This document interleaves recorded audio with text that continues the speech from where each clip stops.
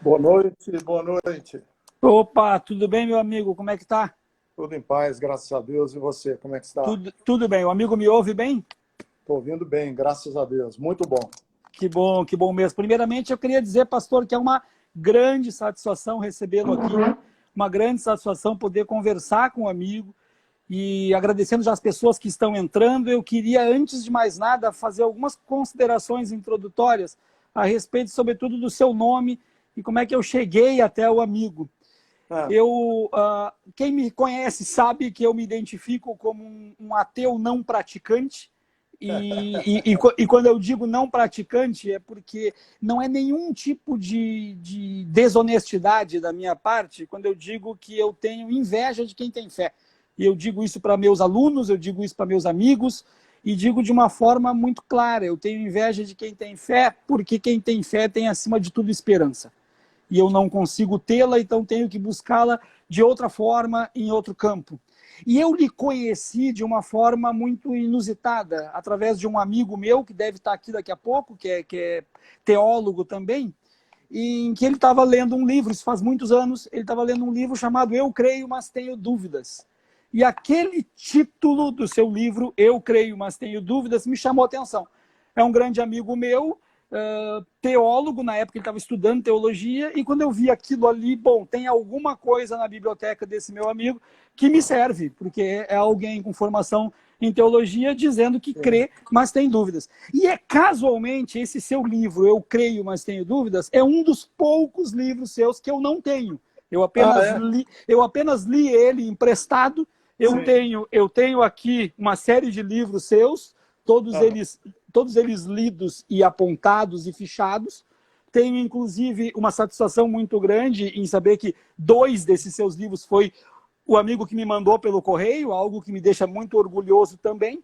obrigado. E mais ainda, eu vou lhe dizer que o melhor presente que o amigo me deu não foi nenhum dos seus livros.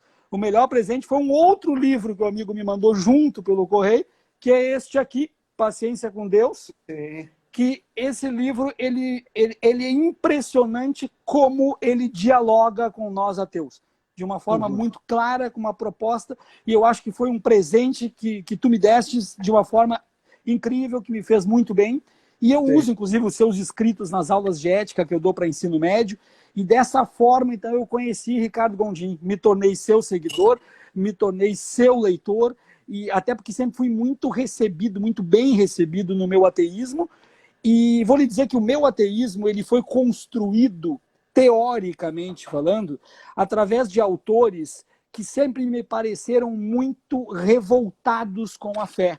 Eu busquei, Uhum. então, esse suporte teórico com Christopher Hitchens, com Richard Dawkins, com Daniel Dennett, com Sam Harris, com Michel Onfray. Então, talvez Michel Onfray o mais revoltado de todos, muito agressivo na sua análise. Então, eu formei o meu ateísmo porque eu precisava entender o que se passava comigo por não ter fé, mas ao Uhum. mesmo tempo eu achava aquilo de uma forma muito agressiva. E aí depois disso eu li um texto seu que me chamou mais atenção ainda, que era, eu acho que o título é Deus nos livre de um Brasil evangélico, eu acho que era mais ou menos Isso, esse isso. seu título. E eu estou aqui agora diante dessa pessoa que eu admiro muito e que é uma pessoa que eu acho que existem algumas curiosidades em torno do seu nome. Porque se alguém jogar o seu nome no Google, não vai precisar muito tempo para ver o senhor sendo atacado. Não precisa. Não, eu acho que quando joga o seu nome no Google, a primeira coisa que aparece é Ricardo Gondim não acredita no poder de Deus. É uma coisa mais ou menos assim. Então, É, terminando essa introdução, eu queria já lhe largar, claro, a fala é sua, mas eu queria largar já uma pergunta que para mim ela é fundamental, porque eu tenho ouvido e lido muita gente responder essa minha pergunta das mais diversas formas e às vezes sem nenhum tipo de embasamento. E a pergunta é a seguinte, pastor: pandemia é um momento fértil para a fé? não, assim. É, eu tenho que fazer um preâmbulo para dizer isso, né? Vamos lá, fala a sua. Ele é fértil para a fé porque ele desestabiliza muitos pressupostos é, que, que foram aceitos comumente, que foram foram divulgados, foram popularizados, se tornaram um senso comum e que, na verdade, eles não tinham sustentação nenhuma. Então, num momento de... uma pandemia como essa é muito fértil para a fé, no sentido de que uma pandemia como essa despe certos e determinados fundamentos que eram tidos como inamovíveis, que eram tidos como sólidos, e, na verdade, eles não eram. Alguns deles, por exemplo, a ideia medieval, muito difundida na teologia, de um Deus no absoluto controle de todas as coisas. Num Deus que rege, que gerencia, que tem tem as linhas como um títere, tem as marionetes na mão ou um movedor de fantoches, tem um fantoche na mão. Essa ideia, que é medieval, dessa divindade no controle de todas as coisas, ela, de repente, perde a sua relevância, perde a sua força, perde porque a gente, quando vê uma realidade tão aguda, tão perversa, tão grave como essa que estamos a ver, certos e determinados desses pressupostos, eles simplesmente não se sustentam. Então, nesse sentido, é importante, porque a fé, nesse movimento de constantemente questionar, de constantemente avaliar os seus pressupostos. E como a fé tende a ser dogmática, a não questionar, a engessar aquilo que ela considera sua doutrina, e aquilo que o Rubem Alves chamava de reta doutrina, né? Aquela reta doutrina, ou o que se popularizou como ortodoxia, que é um jeito correto de acreditar, a tendência é sempre isso ser engessado, ser cristalizado. E aí uma pandemia como essa desestabiliza. Diz uma coisa, pastor, quando me perguntam assim, e me perguntam com certa frequência, Viaro, qual é o papel do cristianismo num momento de pandemia? E me perguntam isso porque eu dou aula também de religião, mas não de religiosidade, né? Mas dou aula de religião, de história da religião, e me perguntam isso. E aí eu vou lhe passar essa pergunta, mas porque eu tenho uma dúvida inicial nessa pergunta do papel do cristianismo. A minha dúvida inicial e até vou lhe pedir desculpas pela forma que eu vou colocar, porque eu vou me colocar sempre no meu ponto, então, desse ateu não praticante. A minha pergunta é, quando perguntam qual o papel do cristianismo no momento de pandemia, a minha pergunta é, pastor, qual cristianismo nós estamos falando?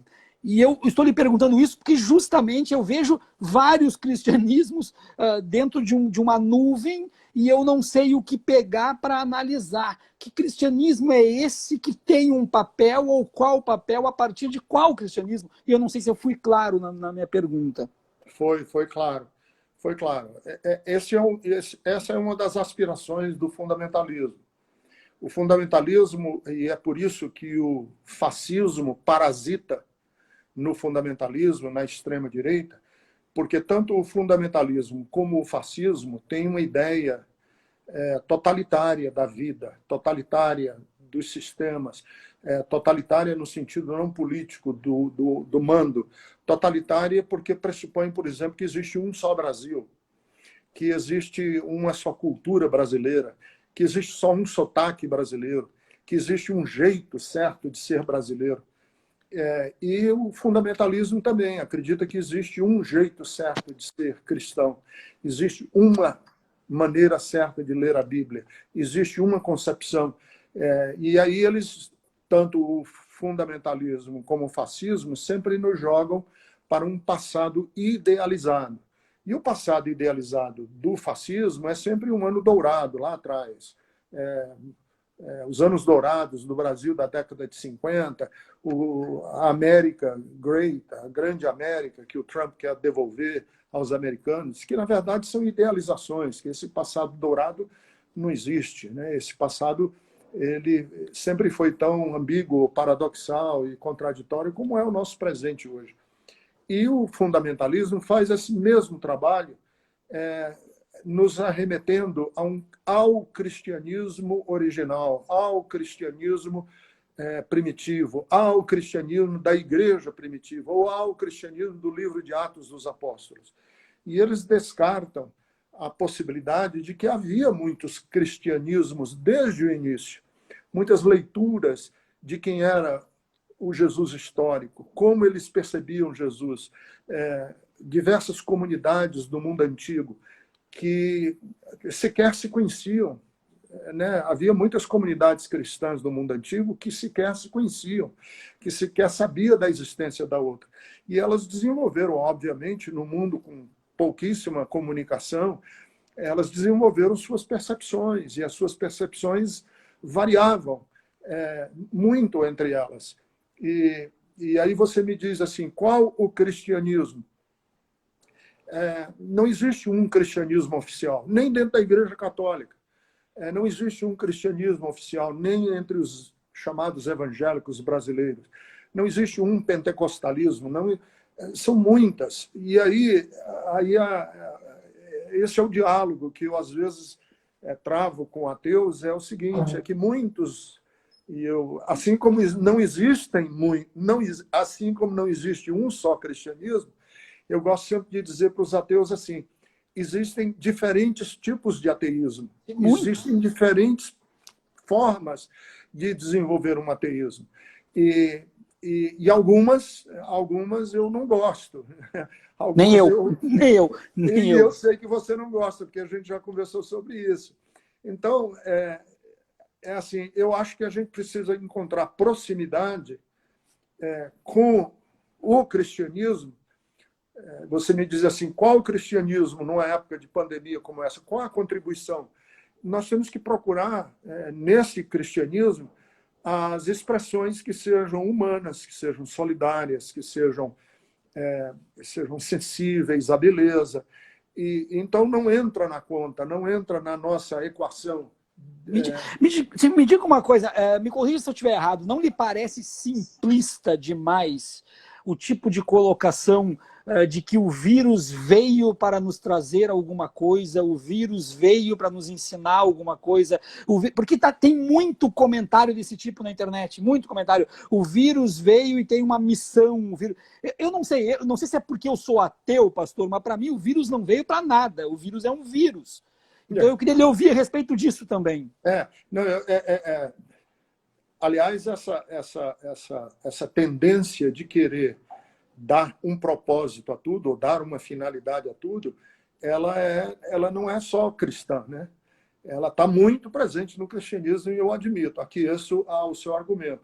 E principalmente numa época como essa, em que os fundamentalismos cristãos estão em ebuliência aí pelo mundo todo, isso fica muito claro nos discursos cristãos. Mas eu já vi também de pessoas aí que estão envolvidas com ecologia, essa turma da mãe Gaia, do planeta Terra, de que é o planeta Terra mandando um recado para a humanidade e tal. Eu acho que nós temos essa tendência porque nós não conseguimos conviver com a imprevisibilidade, com a insegurança.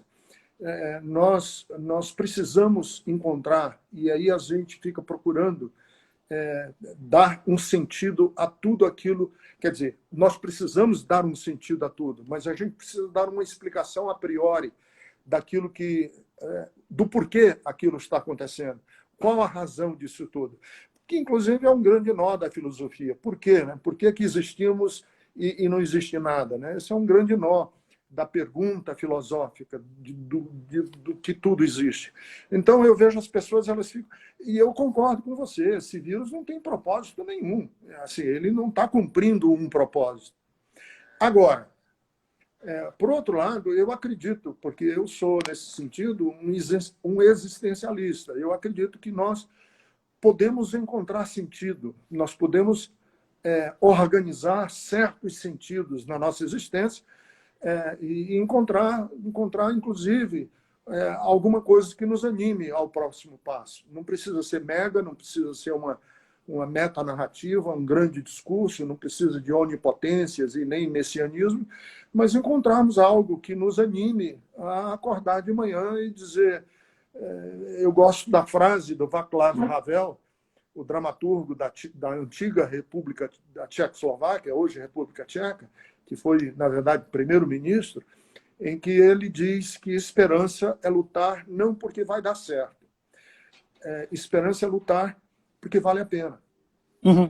Vale a pena. Quer dizer, e aí eu gosto do Jung, Mossung, que é um teólogo católico, da teologia da libertação, que ele diz assim, não só porque vale a pena, porque lutar, esperança é lutar porque nos humaniza.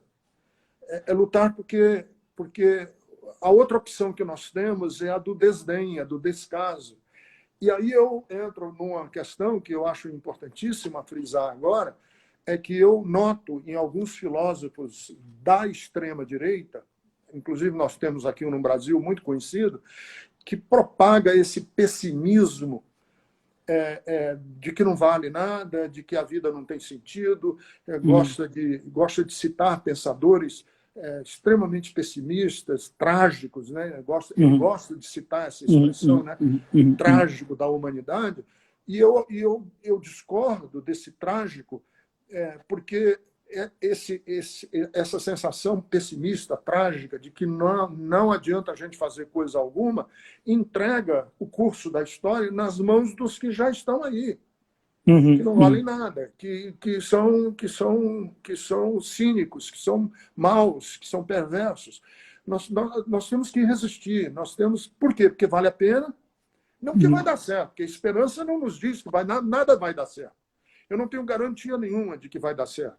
Nós não temos nenhuma garantia de que o curso da história eu não creio na linearidade histórica, eu não creio que o curso da história está predestinado ou pré-organizado, como queriam os positivistas, a um fim glorioso. Não, as coisas podem desandar e desandar muito. Muitas sociedades, muitas culturas, muitos países, muitos povos, muitas etnias desapareceram ao longo da história, ao curso da história.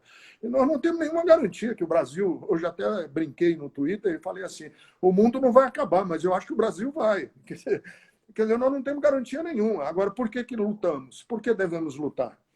Porque vale a pena, nos humaniza, é o que nos cria algum sentido, nos anima a acordar de manhã.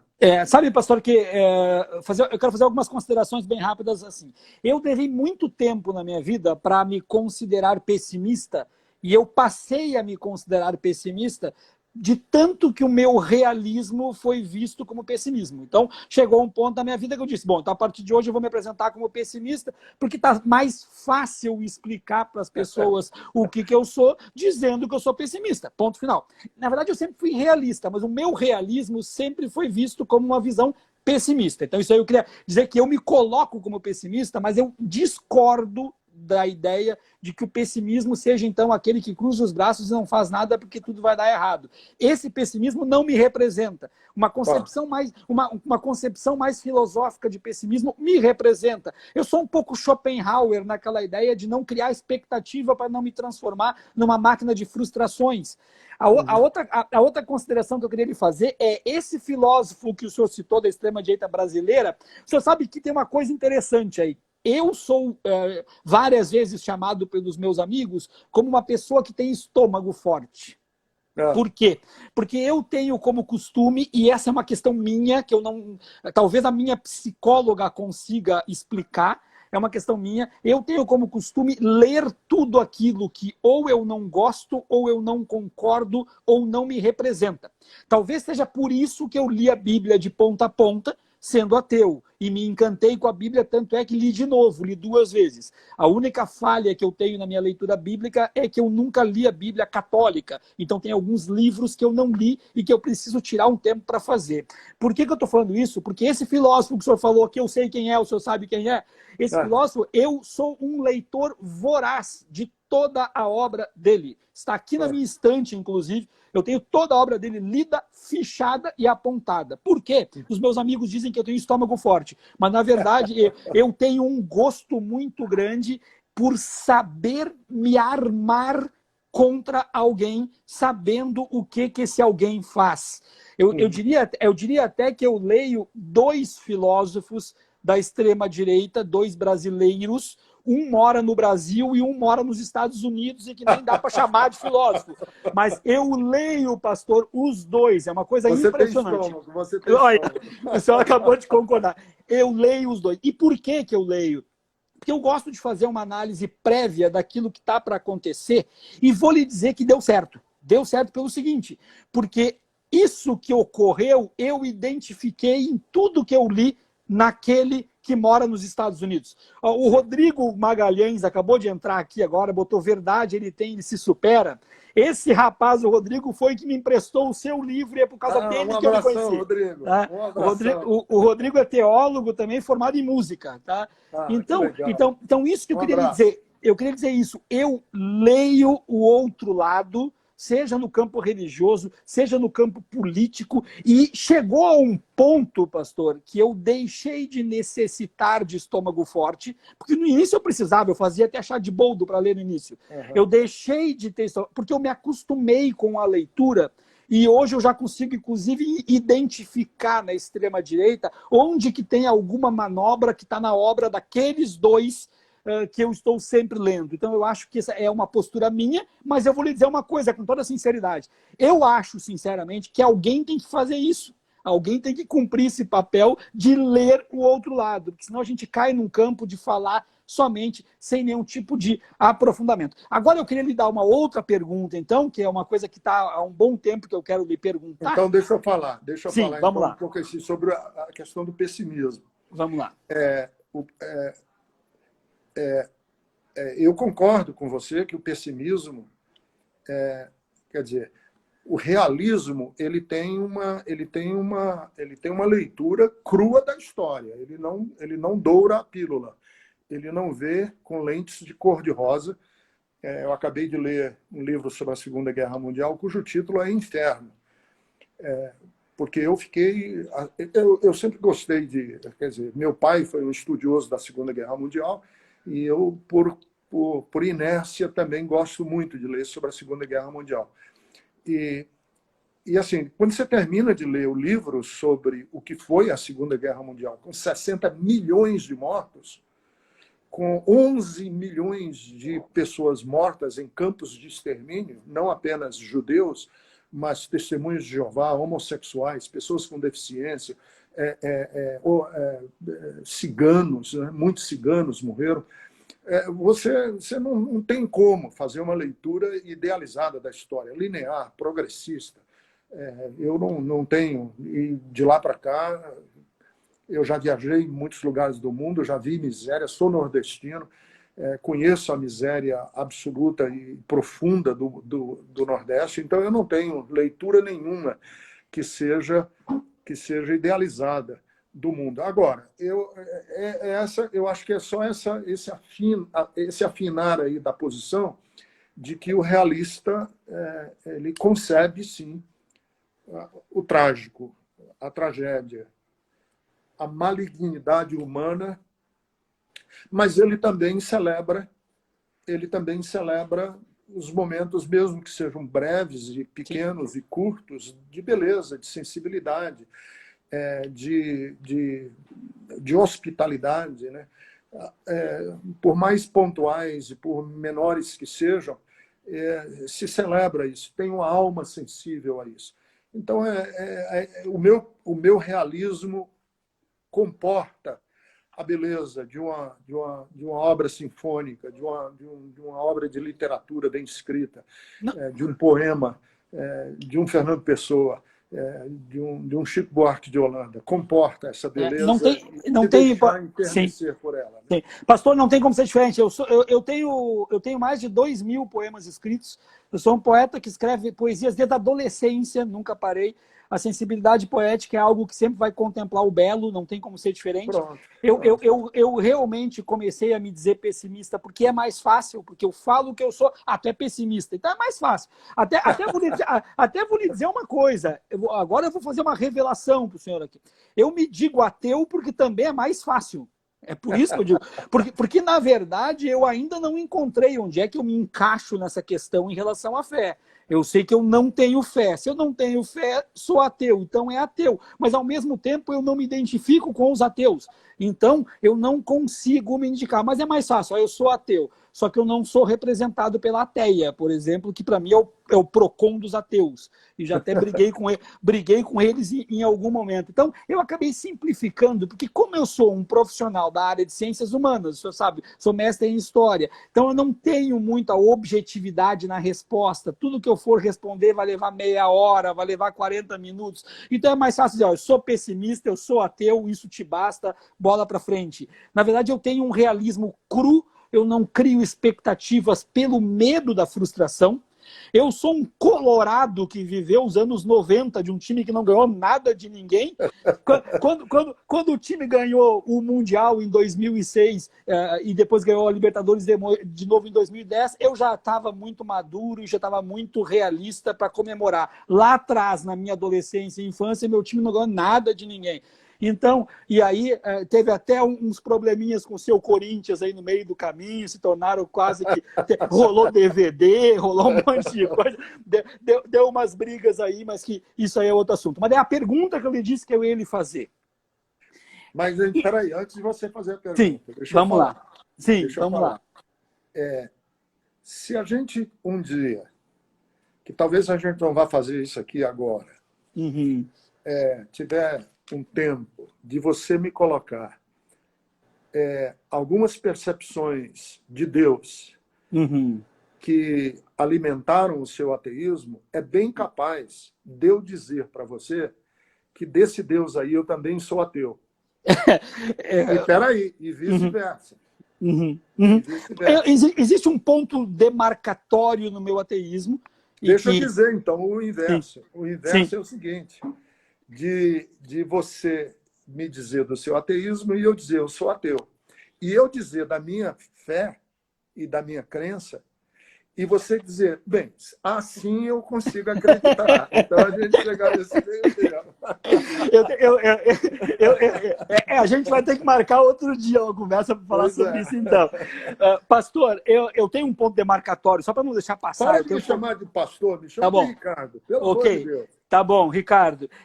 Só para não deixar passar, Ricardo, eu tenho um ponto demarcatório no meu ateísmo, por mais simplista que possa parecer, esse ponto demarcatório é o falecimento da minha mãe quando eu tinha 19 anos. Esse foi o ponto demarcatório que gerou uma revolta interior muito grande, porque ela era uma pessoa muito religiosa. Eu, com 19 anos, não conseguia administrar aquilo ali, não conseguia aceitar, e aí eu fiz um caminho em direção ao ateísmo que passou antes, inclusive, por satanismo, por luciferanismo e caiu no ateísmo.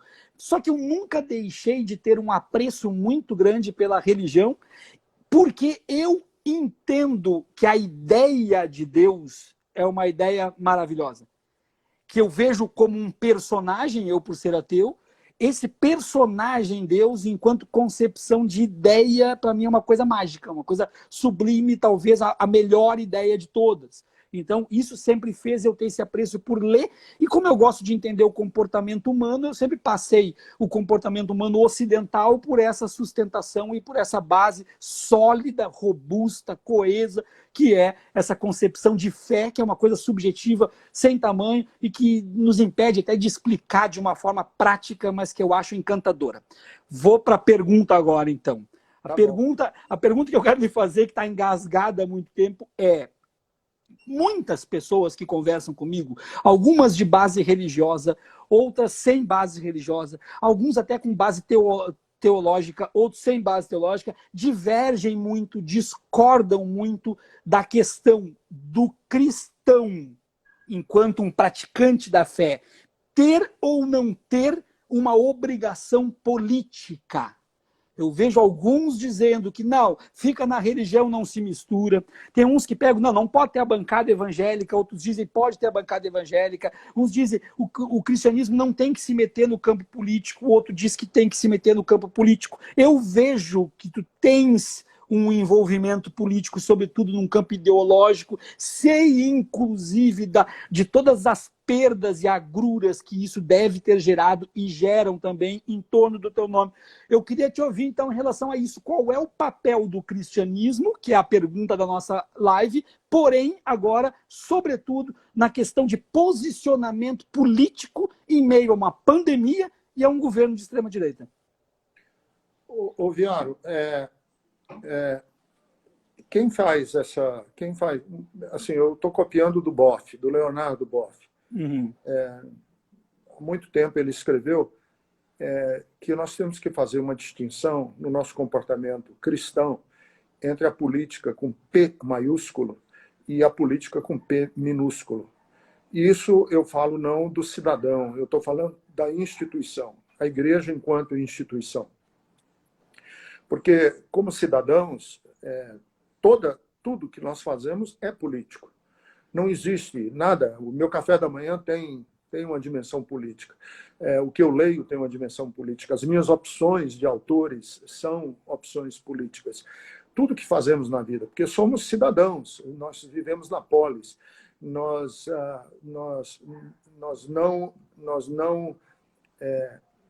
não estamos advogando uma anarquia bárbara, né? Não estou nem falando da anarquia como posicionamento político, mas daquela anarquia bárbara, selvagem, faroeste, de cada um com um revólver na cintura e a minha vontade é a lei. Não. Como nós temos que viver minimamente numa sociedade, e somos seres de sociedade, da polis, né? Políticos da polis, da cidade, não há como a gente abrir mão dessa política com P maiúsculo, como cidadãos. E como cidadãos, alguns têm uma vocação da política com o P minúsculo, que são aqueles que entram na política, no jogo da política, que são candidatos, são eleitos e exercem seus cargos políticos e precisamos deles. Agora, como instituição, essa tem sido uma tensão desde a Reforma Protestante, como que a Igreja, se a Igreja deve ou não se separar do Estado. E tem sido não sem disputa, não sem tensões internas, de que não, a Igreja não deve participar como instituição do Estado e respeitar o Estado laico. Portanto, a Igreja não legitima nenhum partido político. Não é um partido político e nem é um puxadinho de qualquer partido político. A igreja deve se manter como uma voz em prol da política com P maiúsculo. E o que é essa política com P maiúsculo? É uma política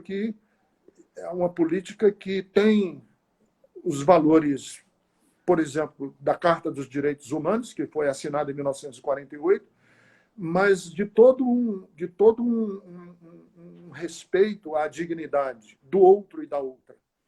O reconhecimento de que qualquer outra pessoa tem uma dignidade que precisa ser zelada e que o Estado ele deve se comportar na defesa dos direitos e da dignidade do outro.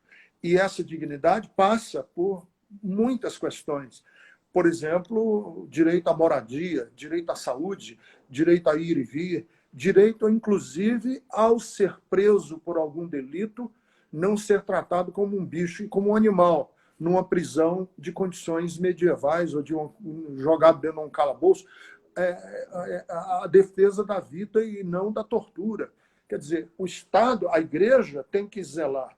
E aí entra nessa sua pergunta aquilo que eu e muitos teólogos chamam do papel profético da Igreja, que é emulando um pouco a tradição profética de Israel, tardia, já no final do Antigo Testamento, por isso se chama tardia, pós-exílio da Babilônia, em que os profetas, num estado teocrático, eram uma espécie de contrapeso do poder absoluto do rei. E o profeta, então, era uma espécie de consciência ética, de uma consciência moral, que dizia ao rei, opa, isso aí você não pode fazer. Quer dizer, essa voz profética. E é esse o papel que a igreja tem que se comportar. Que sempre que a dignidade, que a vida estiver sendo desprezada, ameaçada, abandonada, seja dos negros, pretos, pretas, seja de homossexuais, seja de ciganos, seja de quem for, de qualquer tradição religiosa. Um terreiro de candomblé, um terreiro de umbanda, não pode.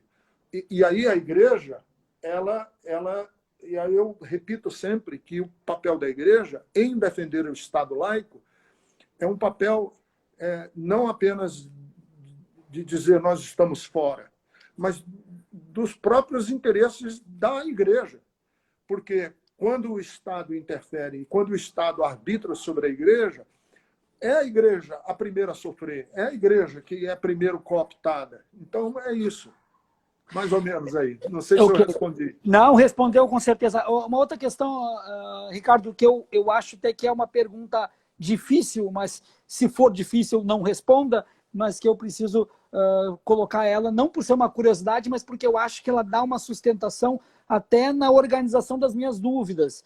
Eu tenho uma ideia, analisando a distância, embora a minha distância não seja tão grande assim, da igreja enquanto organização, até porque eu sou diretor. Eu acho que está dando alguma perda de conexão. Eu estou bem, estou lhe ouvindo. Tá. Então tá, ok. Então, embora eu não tenha uma distância tão grande, até porque eu sou diretor de colégio, eu administro famílias que possuem os mais diversos tipos de fé, então eu tenho uma proximidade com isso, sobretudo com a igreja católica também, mas a pergunta que eu lhe faço é a seguinte: enquanto líder religioso, a minha impressão, analisando a distância, é que existe um preço a ser pago cada vez que se decide erguer-se contra as injustiças. E eu estou falando, sobretudo, no campo político, organizacional, das relações sociais e tudo aquilo que tu colocou. Eu estou errado, não estou errado. Eu acredito que existe um preço e que talvez esse preço seja um preço que muitos não queiram pagar e que, de fato, não pagam. Eu queria te ouvir sobre isso. Não, eu concordo plenamente. E se você vê, sempre houve, ao longo da história do cristianismo, ou dos cristianismos, né, sempre houve diferentes vertentes. Sempre houve o cristianismo que se aliou aos poderes, ao Estado.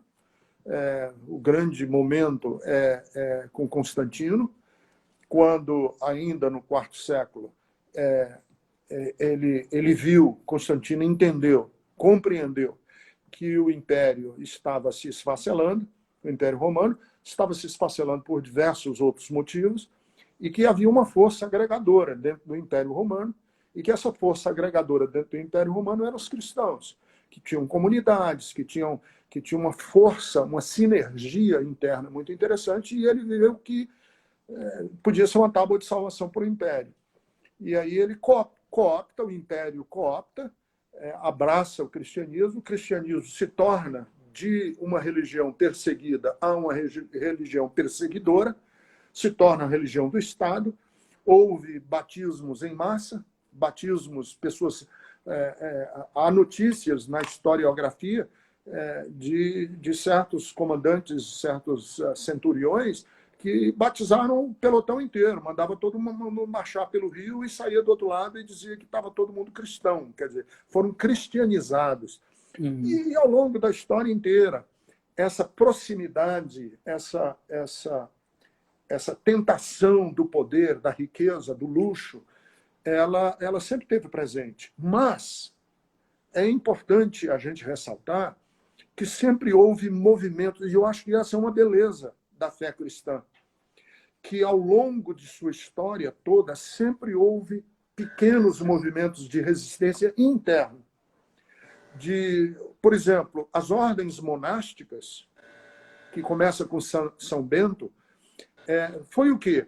Foram sacerdotes cristãos que olharam para o estado que estava a igreja e falaram: cara, se a gente não se isolar no deserto, e se a gente não sair desse negócio, nós mesmos vamos ser corrompidos. Nós precisamos criar células de resistência no deserto, fora disso tudo. E aí nascem os mosteiros, os monastérios, que são as ordens monásticas. Começaram daí, dessa resistência às forças. E se você vê, por exemplo, na Reforma Protestante, você tem Thomas Müntzer e o movimento camponês, que faz uma resistência a Lutero.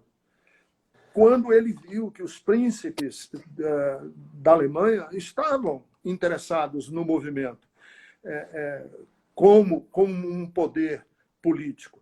E ao longo da história inteira, até suspeitas não, nós sabemos, né, que houve uma grande parcela da igreja alemã que apoiou Hitler. E os que foram dissidentes eram poucos e pagaram um preço muito alto. E um dos santos, né, uma das referências desses que pagou um preço altíssimo foi Dietrich Bonhoeffer, que morreu enforcado e que participou, inclusive, da conspiração, naquela conspiração da bomba que explodiu lá na reunião que Hitler estava fazendo. Ele participou, mesmo que indiretamente, mas ele acabou sendo preso e foi enforcado. Eu não sei se tu conhece o livro A Cruz de Hitler. Não, isso eu não conheço. Eu acho que é sobre esse pastor que fala no livro. Dietrich Bonhoeffer. Ele escreveu uma das obras lindíssimas dele, é Cartas da Prisão, porque ele, enquanto estava preso, ele se comunicou muito com um parente dele, e aí as cartas da prisão de Dietrich Bonhoeffer são muito lindas. Mas, enfim, aí você tem todos esses que foram sempre minoria, né? Você tem o Desmond Tutu na África do Sul, que é um bispo anglicano que pagou um preço altíssimo contra o apartheid. Você tem o Martin Luther King nos Estados Unidos e hoje é reverenciado como um ídolo nos Estados Unidos, mas ele foi perseguido, foi considerado como terrorista, era chamado e taxado de comunista o tempo inteiro. E o Hoover, que era o líder do FBI, o superintendente lá do FBI, botou campana para pegar ele em adultério, para manchar o nome dele e tal. Quer dizer, pagou um alto preço por ser um cara que não foi com a maioria. E a gente viu isso aqui no Brasil recentemente.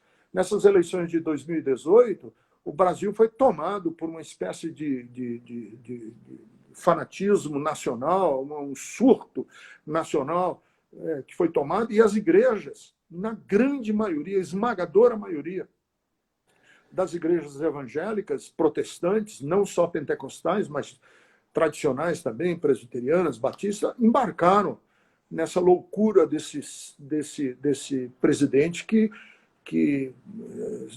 não vamos nem entrar sob o ponto de vista ideológico, vamos entrar sobre o ponto de vista da sanidade mental, que é um cara que tem claros sinais de psicopatia. Sim. Ricardo, eu sou do tempo, eu não sou tão velho assim, tenho 43 anos, mas eu sou do tempo em que ser evangélico era algo que gerava vergonha nas crianças evangélicas. No colégio, não se tinha ainda o termo bullying na época, mas se via com uma cara meio diferente, sobretudo aquele estereótipo do pentecostal, sobretudo aquele estereótipo das roupas, do cabelo e de tudo mais. Então tinha um estereótipo que gerava vergonha em quem era evangélico. A criança não falava em sala de aula, quando falava muito, muito de baixo, eu sou evangélico, isso e aquilo, tinha vergonha de ir na igreja. Então, eu cresci nesse meio. De repente, foram passando os anos e houve um rompimento desse estereótipo, pelo menos para quem analisa à distância. E, inclusive, a gente percebeu também uma redução nos jovens católicos e um aumento nos jovens evangélicos. Isso, principalmente aqui, pelo menos no Rio Grande do Sul, na periferia, e começou-se a discutir que existiam atrativos maiores para os jovens evangélicos do que os atrativos dentro da Igreja Católica. O que eu quero fazer com isso? Eu quero amarrar esse argumento da seguinte forma. Houve, de fato, uma mudança, uma modernização, ou isso também está atrelado a uma perda de rumo, perda de sentido, numa pluralidade de placas de igreja, de denominações de igreja, sobretudo com o advento do neopentecostalismo, que traz toda uma roupagem que coloca para dentro várias religiões numa só, onde vai trazer fundamentos de matriz africana, de espiritualismo kardecista e de tudo mais, e isso começa, de repente, eu cheguei, vou fazer aqui uma figura de linguagem bem simplista, mas de repente eu começo a ver quase que como o evangélico universitário, para usar a figura do sertanejo universitário, do pagode, é o evangélico universitário. Mudou completamente e saiu a vergonha e entrou o orgulho. Isso é impressão de quem olha de fora ou realmente aconteceu alguma coisa nesse meio tempo que a coisa ficou meio o evangélico gourmet? Não sei se tu conseguiu me entender o que eu quis dizer. Ô, Biara, você fez uma pergunta que é tão ampla que eu teria que dar um curso de uma semana para falar sobre ela. Mas deixa eu tentar focar numa questão só. Os evangélicos foram, na primeira metade do século XX, no Brasil, uma minoria. Os evangélicos eram uma minoria. E como minoria, isso é um fenômeno que a sociologia explica. Todo grupo que é minoritário, ele tende a ser mais rígido para poder manter a sua identidade, senão ele é esmagado pela cultura. Então ele precisa delinear muito claramente quais são as suas fronteiras, quais são as suas doutrinas, quais são as suas tradições, porque é um grupo minoritário.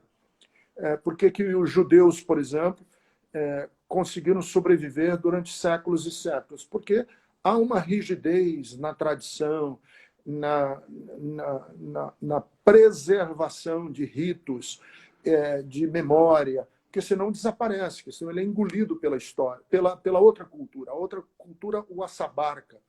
Então, na primeira metade do século XX, quando os evangélicos eram minoria, havia essa necessidade de demarcar bem claramente que nós somos diferentes de você, no cabelo, na roupa, na indumentária, na linguagem, nos códigos de semântica, né? A saudação identifica, né? A paz do Senhor, você já sabe quem é, de qual igreja é, etc. À medida que a igreja e aquele grupo vai crescendo numericamente, quanto mais ele cresce numericamente, e quanto maior é a sua participação percentual na população, hoje os evangélicos já são 30%, estão dizendo que vai chegar a 35%, e algumas expectativas é que em poucos anos chegue a 50% da população brasileira, acontece o inverso do fenômeno. Aquele grupo começa a ficar muito parecido com o restante da população. Então, se aquele grupo é um grupo que está dentro de uma cultura que tem um viés de jeitinho, o grupo vai ficar com jeitinho. Se aquela cultura tem rock, aquele grupo vai começar a copiar o rock, o forró, o sertanejo, ele vai começar a corrupção. Então, se você vive numa cultura em que a corrupção é endêmica, seria uma tolice imaginar que o grupo religioso não vai ter corrupção interna.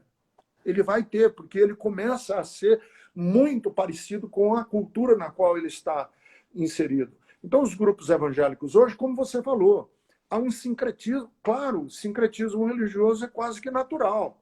Ele começa a copiar os valores da religiosidade, que ele sabe que aquela linguagem fala bem ao ouvido das pessoas. Então, um pastor neopentecostal que fala uma linguagem muito parecida com a linguagem das religiões afro-brasileiras é porque ele intuitivamente ou inconscientemente sabe que aquela linguagem vai encontrar um ouvido bem simpático ou aceitável àquilo.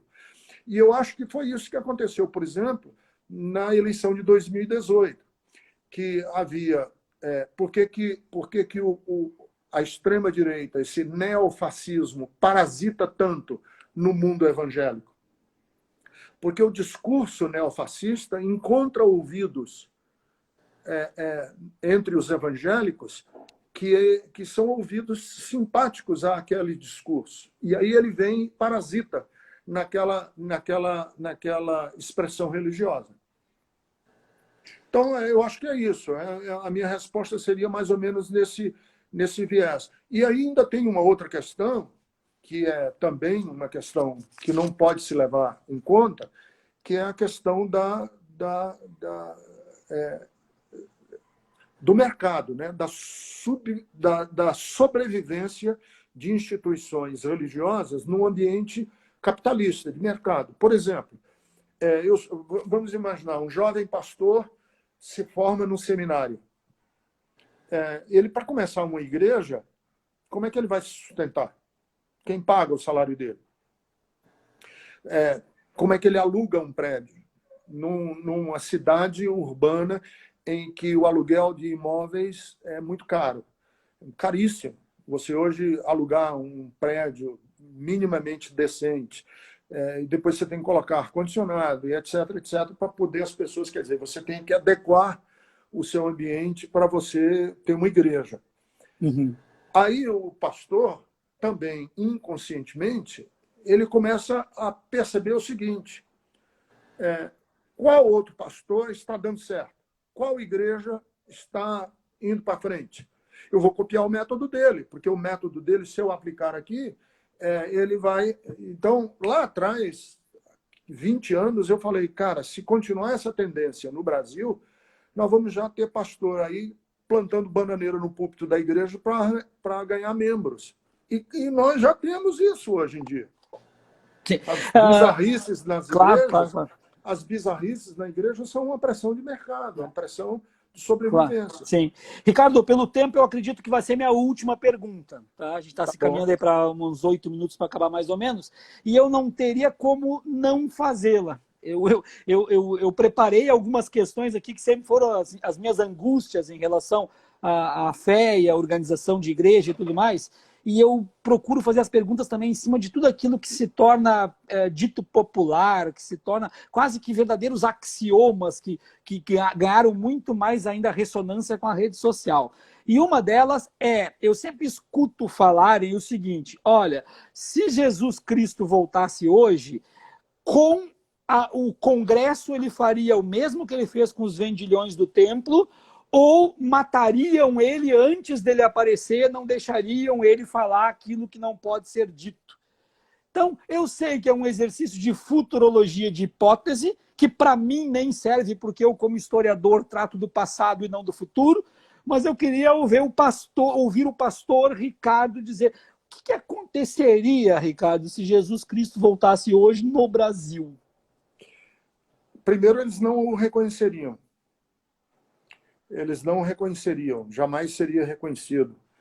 Porque Jesus, ele não foi, quando viveu aqui na Terra, essa figura espetacular, majestosa, imperial, esse guerreiro, essa figura celestial, esplendorosa, que a religião depois o construiu. Jesus, quando andou aqui na Terra, ele foi um entre os outros. Ele foi um entre os demais. Ele andou com pessoas que ninguém privilegiava. Ele reconheceu a dignidade de pessoas que ninguém reconhecia. Ele não transitou pelos palácios. Jesus não transitou pelos palácios. Jesus não morava na sede religiosa de Israel. A sede religiosa de Israel era Jerusalém. Jesus morava numa cidade chamada Cafarnaum, que ficava no norte, que é na Galileia, e não na Judéia. Então, Jesus aparecesse hoje, primeiro, as pessoas não o reconheceriam. Segundo, eu tenho certeza absoluta que ele seria rejeitado. Quem elaborou essa ideia, que você está me fazendo a pergunta, foi Dostoiévski, nos Irmãos Karamazov, quando Ivan Ivan levanta essa questão num diálogo, quando ele diz o que seria de Jesus conversando com um inquisidor. Como seria a conversa de Jesus com o inquisidor? E o inquisidor botaria Jesus para fora dizendo assim: você nos deu a liberdade, mas nós não queremos liberdade. Nós não estamos preparados para lidar com a liberdade. Nós não queremos. A igreja prescinde da liberdade, precisa de pessoas domesticadas, adestradas. A igreja precisa de pessoas submissas e não autônomas. E é nesse sentido que eu falo muito da teologia do Dietrich Bonhoeffer, porque o Dietrich Bonhoeffer ele falava de que a grande vocação nossa não é vivermos na dependência de Deus, é vivermos em Deus, mas sem Deus. Vivermos em Deus, mas sem Deus. Porque vivermos sem Deus significa que nós estamos assumindo a nossa humanidade, estamos assumindo as nossas responsabilidades com a história, estamos assumindo as nossas responsabilidades com o próximo. E viver na dependência de Deus é jogar no colo dele aquilo que nós deveríamos estar fazendo. Então, Oviaro, eu respondendo a sua pergunta, eu diria assim, eu não sei se nós, como humanidade, estamos preparados para vivermos com a mensagem de Jesus. Tanto que o esforço, e o Kierkegaard, Søren Kierkegaard, o existencialista dinamarquês, ele dizia assim, a coisa mais perigosa que o cristianismo pode ter é uma pessoa com o Novo Testamento na mão e sem nenhuma teologia para interpretar, sem nenhuma teologia para direcionar aquela leitura. Então, por quê? Porque Jesus seria, com certeza, mal visto e mal querido hoje, nesse cristianismo que está aí hoje, na minha opinião, muito, muito, muito, muito distante das propostas que eu leio e que me inspiram a partir da vida de Jesus. Muito obrigado, Ricardo. Olha, eu queria primeiramente, para encerrar da minha parte, te dizer que eu estava muito nervoso para essa conversa. Eu, inclusive, conversei com a minha namorada, dizendo que eu estava com uma crise de ansiedade muito forte, porque eu te admiro demais e há muito tempo. Tanto mostrei para ti os livros que eu leio, apontamentos que eu faço, todo o reconhecimento que eu tenho pelo que tu escreve, pelo que tu faz. Para ter uma ideia, eu mesmo sendo um ateu declarado, quando eu tenho crises de ansiedade muito forte, tu pode até falar para o teu genro, por exemplo, porque eu coloco pregações do Ville de noite, quando eu estou com muita ansiedade, e aquilo me acalma de um jeito e eu durmo. Então, só para ter uma ideia que então, pode falar isso aí para ele, por favor. Então, eu estou realmente muito grato, muito satisfeito por essa conversa. Eu espero, falta aqui 2 minutos, eu espero que os teus seguidores que estão aqui acompanhando tenham gostado também. Peço desculpas de antemão se eu fui de alguma forma desrespeitoso ou agressivo com a fé. Para mim foi uma experiência maravilhosa, a gente já conversa pelo Twitter há bastante tempo, e aqui eu tive a oportunidade então de ter essa proximidade com a tua palavra, dizer aquilo também que eu concordo, que eu não concordo, me esclareceu muito com as respostas, e eu queria aqui publicamente te dizer que eu te admiro muito e te agradecer por essa oportunidade. Eu aqui agradeço pela honra, é a primeira vez que a gente conversa assim, que a gente já mandou até mensagem um para outro muitas vezes, já dialogamos muitas vezes por escrito, mas para mim uma honra e não tenho que pedir desculpa por nada, não. Eu sou sempre grato a toda conversa que tenho com ateus que são éticos, são corretos, são íntegros, que não exercem desonestidade intelectual. É uma coisa que eu não gosto de dialogar com pessoas que são desonestos intelectualmente. E eu gosto de conversar com pessoas como você, porque eu acho que o ateísmo é uma contribuição imensa à fé, porque ele me desaloja daquilo que eu tenho como garantido, e desalojar daquilo que tem como garantido me poupa de ter não Deus e sim um ídolo. Porque todas as vezes que um conceito está engessado dentro de nós, um conceito de Deus, você não tem mais Deus. O que você tem ali é um ídolo. E aí eu sou desalojado a repensar, a ir mais à frente. E é nessa caminhada aí que eu cresço muito e eu sou muito grato a Deus por gente como você. Muito obrigado, Ricardo, e um abração a todo mundo. Tchau, tchau, gente. Valeu.